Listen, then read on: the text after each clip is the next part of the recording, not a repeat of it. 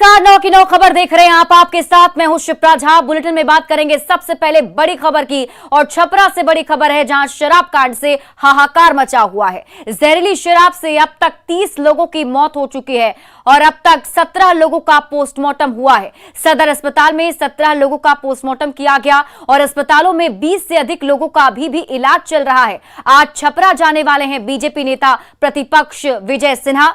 वहां पर छपरा में जाकर मृतक के परिजनों से मुलाकात करेंगे। आपको बता दें कि आज शीतकालीन सत्र का भी तीसरा दिन है। वहां भी आज विधानसभा में हंगामे के आसार जताए जा रहे हैं क्योंकि मौत का सिलसिला बढ़ता ही चला जा रहा है। आपको बता दें कि कल 5 से इसकी शुरुआत हुई थी। सबसे पहले 5 लोगों की मौत की खबर सामने आई और धीरे धीरे यह आंकड़ा 30 तक पहुंच चुका है। अब तक 30 लोगों की जहरीली शराब से मौत हो चुकी है और अब जानकारी मिल रही है करीब 20 लोग ऐसे हैं जिनका अभी भी अस्पताल में इलाज चल रहा है। छपरा में शराब कांड से हाहाकार मचा हुआ है और जहरीली शराब ने अब तक 30 लोगों की जान ले ली है। और बताया जा रहा है कि आज छपरा जाने वाले हैं बीजेपी नेता प्रतिपक्ष। आज छपरा जाएंगे विजय सिन्हा। वहां पर पहुंचकर वो मृतक के परिजनों से मुलाकात करेंगे। और आपको बता दें कि जहरीली शराब को लेकर के मामला विधानसभा में उठाया गया था और विधानसभा में इसको लेकर काफी ज्यादा हो हंगामा भी किया गया। बीजेपी विधायकों ने सरकार से कई सारे सवाल पूछे। इस मुद्दे को लेकर सरकार को घेरा है।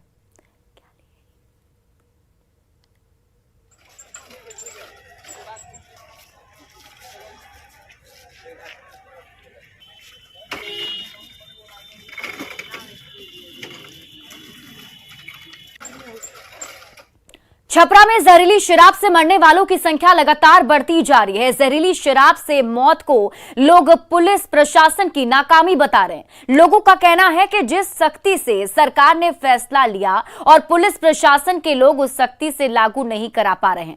छपरा के लोगों से बात की न्यूज 18 संवाददाता रवि एस नारायण ने।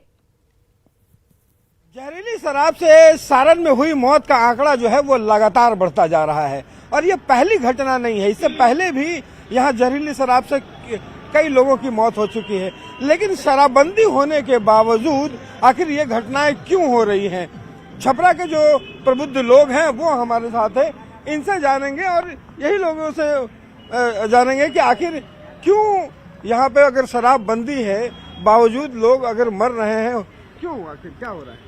सर, यहाँ शराबबंदी है मगर लोग बड़े बड़े अफसर और बड़े बड़े आदमी और छोटा और बड़ा सब मिलकर अपना टाइम पास करने के लिए चले जाते हैं। देहात में चुआट पीकर मर जाते हैं। अरे सरकार कमजोरी बा, जब इतना जब बंद हो गई बात तो चालू का है बा, चालू करना रहे चाहिए। प्रशासन के भी कमजोरी बा। प्रशासन क्या करता है? आवता हाँ, माल है जाता है हो छोड़ दो छोड़ना बांधना से कोनो फायदा बा? चालू कर दे। सरकार बंद की है तो जो लोग हैं उनको भी इससे परहेज रखना चाहिए। जरूर जरूर जरूर परहेज तो रखना चाहिए, लेकिन सरकार कुछ ना कुछ तो है। अब हम क्या बोले, लेकिन कुछ ना कुछ तो परहेज तो हमको भी रखना है। शराबबंदी है जी, बावजूद लोग कैसे मर जा रहे हैं? आखिर कहाँ कमी रह जा रही है? देखिए, इसमें सभी गांव के लोगों को और जनता को मानसिकता अपना बदलना होगा कि हम नहीं पिए हैं, लेकिन ये जाने वाला नहीं है बिहार से, समझे? किसी की भी सरकार आवे, लेकिन ये शराब नहीं जाएगा बिहार से। अब लोग पीने वाले पीबे करेंगे और मरने वाले लोग मरबे करेंगे। ये तो बहुत ही दुर्भाग्य है कि सारण में आज इतनी बड़ी जहरीली शराब पीने से दुर्घटना हो गई है। ये संख्या लगातार बढ़ते जा रहा है। कल रात तक हम देखे हैं कि लगभग 35-36 लोगों की मौत हो चुकी थी शराब कांड से।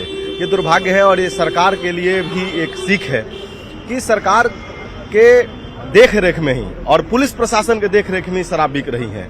सरकार कह रही है कि शराब कहीं नहीं बिक रही है और आए दिन लोगों को इस शराब से मौत हो रही है। लोगों के भावना को बिना देखे हुए जो निर्णय लिए है ना, उसका भी थोड़ा सा असर है। सवाल नहीं, लेकिन नहीं लगता कि जो लोग अगर शराब बंद है तो लोगों को भी समझना चाहिए? ना इसमें माना लोगों को सोचना चाहिए कि अपने भविष्य के लिए बंदी है तो बहुत शांति भी है, इसमें दूरा नहीं है। कहीं न कहीं पुलिस लोगों की जो है वो कमी तो है ही, लेकिन खुद भी लोगों को सजग रहने की जरूरत है। खुद भी अपनी जो नागरिक है उसे भी समझदारी दिखाने की जरूरत है और इससे परहेज करने की जरूरत है। कैमरा पर्सन सुबोध के साथ रवीश नारायण, न्यूज 18 सारण। और बिहार में जिन महिलाओं के लिए शराबबंदी की गई थी, उन महिलाओं के आंखों में आंसू नजर आ रहे हैं। छपरा के मढ़ौरा के रहने वाली बबीता देवी के परिवार के 3 सदस्यों की शराब के कारण मौत हो गई। बबीता देवी के आंसू थमने के नाम नहीं ले रहे। अपने पति के शव के पास विलाप कर रही बबीता देवी का कहना है कि सरकार शराबबंदी के नाम पर सिर्फ नाटक कर रही है। अस्पताल में मौजूद महिलाओं से बात की हमारे संवाददाता संतोष ने। शराब लगातार कहर बरपा रही है और खास करके ये शराबबंदी जिन महिलाओं के लिए की गई, उनकी आंखों में आंसू। आप देख सकते हैं कि ये महिला, सरकार का दावा है कि इन महिलाओं के लिए शराबबंदी की गई है। हम इनसे बात करते हैं कि क्या वास्तव में ये शराबबंदी सफल है। चाची बताइए कि शराब कहो तो सरकार बंद बाटे? नहीं, बंद कहाँ है। सरकार जितना बंदी के पहले नहीं ऐसा था, अब हो रहा है सरकार के लिए। ये तो मार रहे हैं जो पहले जब नहीं बंद था तो इतना लोग नहीं मरते थे, आज बंद है तो इतना लोग मर रहा है। काहे मर रहे हैं? क्या दिक्कत है? अब क्या दिक्कत है ये तो हम नहीं बताएंगे, वहाँ के लोग बताएंगे। हम तो हॉस्पिटल में आए हैं और अपना रोगी लेकर आए हैं, तो हम यहाँ देख रहे हैं कि हम अपना एथी के नाते किसी को भी करा सकते हैं। हमारा रीता देवी नाम। शराब बंद बाटे? देखिए, एक महिला है जिनके परिवार के 3 सदस्य मर गए। शराब बंद ना, शराब नहीं बंद बैठ के सरकार कुर्सी पर दारू बेचवावत रे नहीं के बन भइल तो लोग कहाँ से पीत रे। परिवार के कौ लोग मरे? अरे परिवार में 3 गो लोग सरकार से ये मिलती करो तानी से दारू बंद करो, ना तो पूरा चालू करके दुनिया के मुँह दे। रे बाप, हमार बबीता ना देवी है जिनके परिवार के 3 सदस्य की मौत हो चुकी है। आप देख सकते हैं कि हालात क्या है और इनका ये साफ तौर पे कहना है कि सरकार या तो शराब को पूरी तरह से बंद करे या पूरी तरह से चालू कर दे, ताकि जो भी होना हो जाए। संतोष गुप्ता, न्यूज 18 छपरा। में कई सारे सवाल हैं जुट रहे हैं। न्यूज 18 भी सवाल पूछता है। सवाल ये कि गांव-गांव कैसे पहुंची शराब? जब शराबबंदी की बात कही जा रही है तो गांव-गांव तक शराब कैसे पहुंच रही है? सवाल यह भी कि 4 थानों की पुलिस को क्या इसकी जानकारी नहीं मिली? 4 जगहों पर अलग अलग जगहों से मौतें सामने आई हैं। मुखिया और दूसरे जनप्रतिनिधि को क्या इसकी भनक नहीं लगी? सवाल तो यह भी बनता है कि शराब सप्लाई की जानकारी एसपी, डीएसपी को नहीं मिली और क्या पुलिस का सूचना तंत्र काम ही नहीं कर पा रहा है? कैसे लोग के पास शराब पहुंच रही है और इसकी जानकारी सूचना तंत्र तक को नहीं मिल पा रही है? सवाल यह कि क्या शराब की सप्लाई में पुलिस भी मिली हुई है? क्योंकि बहुत बार जो परिजन हैं या फिर जो लोग हैं वो ऐसे सवाल भी उठाते हैं। और सवाल तो यह भी बनता है कि जनप्रतिनिधि और सरकारी सेवक लापरवाह हैं।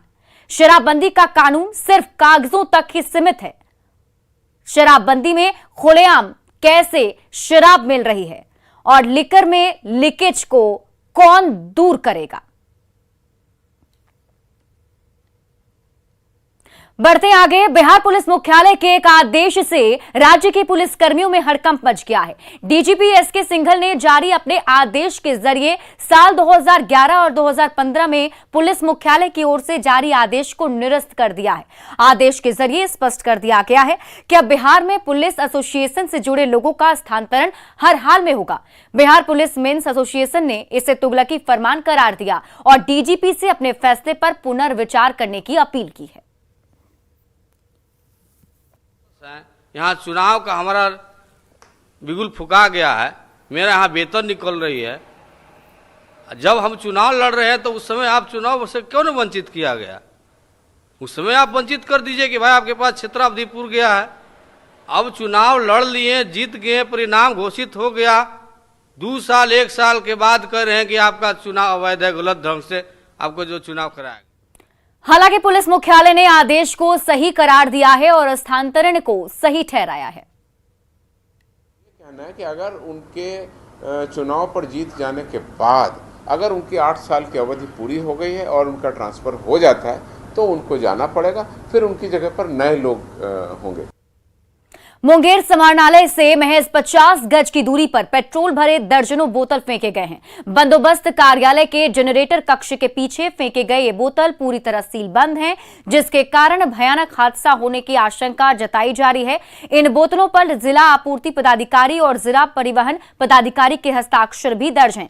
बताया जा रहा है कि ये बोतल लंबे समय से यहां पर ऐसे ही पड़े हुए हैं।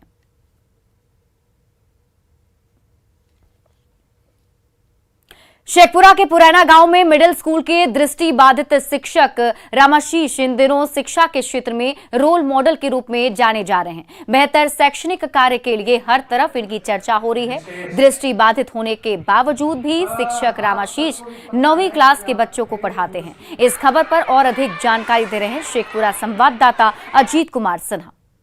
कहते हैं जब इच्छा शक्ति मजबूत हो तो किसी भी उड़ान भरने में कोई मुसीबत नहीं आती है। आज हम हैं मध्य विद्यालय पुरैना में, जहां आप देख लीजिए एक सूरदास मतलब दृष्टिविहीन शिक्षक हैं जो 9 क्लास के बच्चों का भी वो क्लास ले रहे हैं। और लगभग कहा जा रहा है कि 2007 से इनकी नियोजन हुआ है इस पद शिक्षक के पद पर, तब से ये पढ़ाई का काम कर रहे हैं। कैसे कर रहे हैं और बच्चे किस रूप में आपसे सीख रहे हैं, बताइए सर। मेरी वाणी के माध्यम से, मेरे शब्दों के माध्यम से बच्चे हमारी भावनाओं को पकड़ते हैं, बच्चे हमारी बातों पर चलते हैं और इनको शिक्षा से लाभ मिलता है। समझ में आता है? Yes sir. क्या पढ़ा रहे थे? अभी संविधान के बारे में कुछ जानकारी हो रही थी आपको? Yes sir. किस क्लास में पढ़ते हैं? 9 क्लास में। ये बराबर क्लास लेते हैं? Yes sir. तो कहा जाता है कि भले अपने रोशनी से विहीन हों शिक्षक, लेकिन दूसरे को रोशनी जरूर बांट रहे हैं। ज़रूरत है इन शिक्षकों से सीखने का, ताकि और जो दूसरे शिक्षक हैं उनको भी सीख मिले कि बेहतर शिक्षा स्कूलों में कैसे प्रबंध किया जाए। अजीत कुमार सिन्हा, न्यूज़ 18 शेखपुरा। छपरा में एक दिन में शराब की बिक्री नहीं हुई, ना ही एक दिन में शराब पीकर इतने लोग मरे हैं। अब नए नए इलाकों से शराब से मौत के मामले सामने आ रहे हैं। मढ़ौरा में जहरीली शराब से 3 लोगों की मौत हुई और मढ़ौरा में ही 10 से ज्यादा लोग शराब पीकर बीमार हैं, जिनका अलग अलग अस्पताल में इलाज चल रहा है। हमारे संवाददाता से मरीजों ने बताया कि उन्होंने एक विवाह समारोह में शराब पी थी, जिसके बाद एक एक कर सबकी तबीयत बिगड़ने लगी। साथ 15 लोग अस्पताल में पहुंचे हैं। कुछ लोगों को अस्पताल में लाया गया। हम दिखाना चाहेंगे अंदर में क्या हालात है। लगातार लोगों की मौत हो रही है। देखिए अभी एक शख्स की मौत हो चुकी है। उनके परिजन यहाँ रो रहे हैं, आंसू बहा रहे हैं। मढ़ौरा में कल हम बताएंगे, कल जिस तरह से इसुआपुर मशरक में आया था, आज मढ़ौरा में ये कहर शुरू हो गया है। सुबह से वहाँ 15 मरीज पहुंचे। कई मरीजों की आंख की रोशनी चली गई है और जो हालात है लगातार बिगड़ रहे हैं। सभी मरीजों का फिर से अस्पताल में लाना शुरू कर दिया गया है। हम बात करते हैं कि कहाँ से कब मंगरे का दिन एगो चाचा के लड़का काले डेट का गए, एगो चाचा घरे मरल बाबू हमारी मर गई। अरे बाप रे, बबीता लालापुर से मढ़ौरा। तो बिल्कुल ये सभी मरीज जो है मढ़ौरा से आ रहे थे। कल जिस तरह से आपको हमने दिखाया था कि इसुआपुर और मशरक में जहरीली शराब ने कहर बरपाया था, अब मढ़ौरा से ये घटनाएं सामने आ रही है। बताइए क्या नाम पड़ेगा? लाल बाबू। कहाँ शराब पी रहे? शराब तो लालापुर बाजार पर। लालापुर बाजार कितना लोग पी रहे? 2-3 आदमी पियले रहे। 2-3 आदमी पी रहे। बारात रात रहे। हाँ, बारात में सब लोग पी रहे। हाँ, तो और लोग बीमार बैठे और 2-3 आदमी मर गए। एक मढ़ौरे के रहे। हाँ, तो बिल्कुल लालापुर बाजार पड़ते। क्या नाम पड़ेगा? लाल बाबू। लाल बाबू। ये सभी लोग मढ़ौरा से आ रहे हैं अस्पताल में और धीरे धीरे आप देख रहे हैं कि कल जिस तरह से मशरक और इसुआपुर और अमनौर से घटनाएं सामने आई थी, तो अब नया एक क्षेत्र जुड़ गया है मढ़ौरा, जहां से अभी तक 15 पेशेंट सामने आ चुके हैं। 4-5 लोगों की मौत हो चुकी है। लगातार ये स्थिति जो है बिगड़ते ही जा रही है और इससे उम्मीद की जा रही है कि आज ये संख्या और बढ़ सकती है। संतोष गुप्ता, न्यूज़ 18 छपरा। और इस वक्त की बड़ी खबर आपको झारखंड से बता दें, झारखंड के शिक्षा मंत्री को धमकी मिली है। शिक्षा मंत्री जगन्नाथ महतो को जान से मारने की धमकी दी गई है। उन्हें हाथ से लिखा हुआ 2 पत्र मिला है। बोकारो के आवासीय कार्यालय में 2 पत्र बरामद किया गया। भंडारडी बोकारो में ये पत्र भेजा गया है जिसमें उन्हें जान से मारने की धमकी दी गई है। तस्वीरें भी हम आपको दिखा रहे हैं, देखिए यही वो पत्र है जिसके जरिए झारखंड के शिक्षा मंत्री जगन्नाथ महतो को जान से मारने की धमकी दी गई है।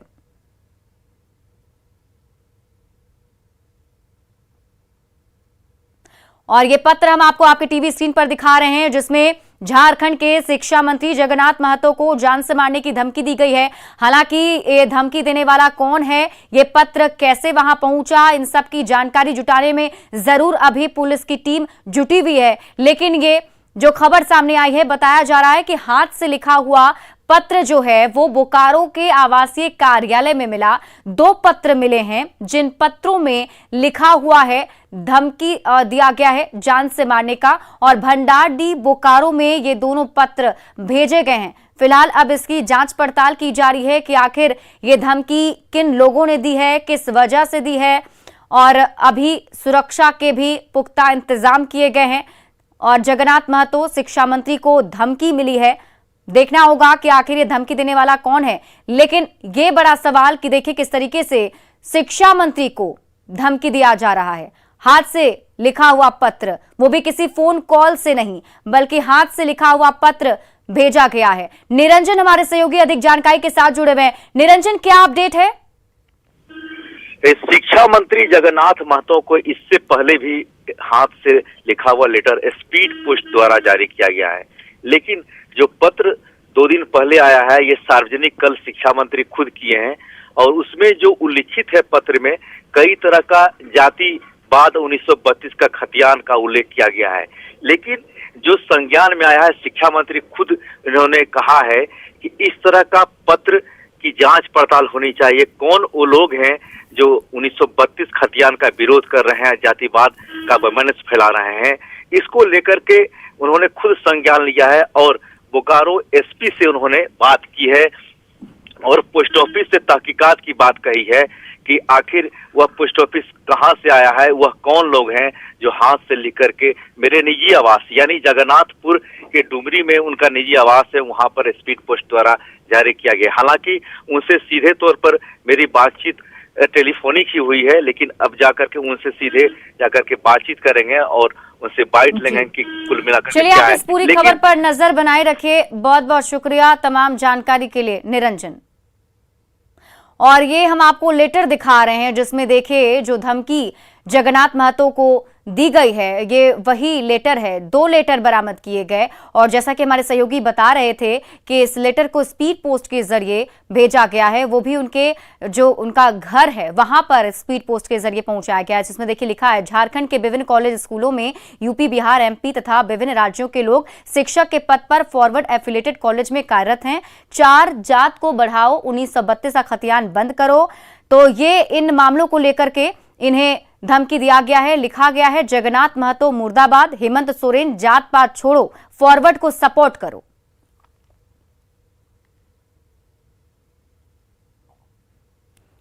बढ़ते हैं आगे और इसी बीच बड़ी खबर आपको गढ़वा से बता दें, जहां बिनवाडीह गांव के घर में देर रात अचानक लकड़बग्घा घुस गया, जिससे पूरे गांव में अफरा तफरी मच गई। लकड़बग्घे से बचने के लिए घर वालों ने दरवाजा बंद किया और छत पर चले गए। घर वालों के शोर मचाने पर ग्रामीणों की भीड़ जमा हो गई, जिसके बाद पुलिस और वन विभाग को इसकी सूचना दी गई। सूचना पाकर मौके पर पहुंची रेस्क्यू टीम ने कड़ी मशक्कत के बाद लकड़बग्घे को सुरक्षित घर से बाहर निकाल लिया और दूर जंगल में ले जाकर छोड़ दिया है।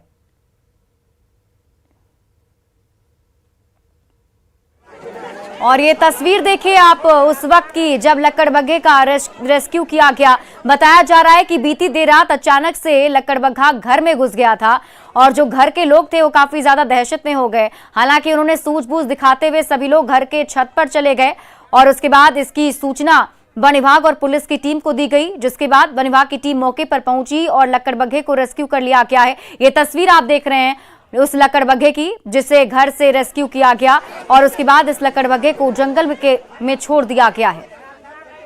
हाइना हाइना इसका साइंटिफिक नेम है, शेड्यूल्ड 3 कप स्पीशीज है वाइल्ड लाइफ प्रोटेक्शन एक्ट के अंतर्गत। तो यहाँ पे घर में घुस गया था, जानवर इंजर्ड था, तो हम लोग वन विभाग की तरफ से और गाँव वालों के सहयोग से हम लोग रेस्क्यू किए हैं जानवर को।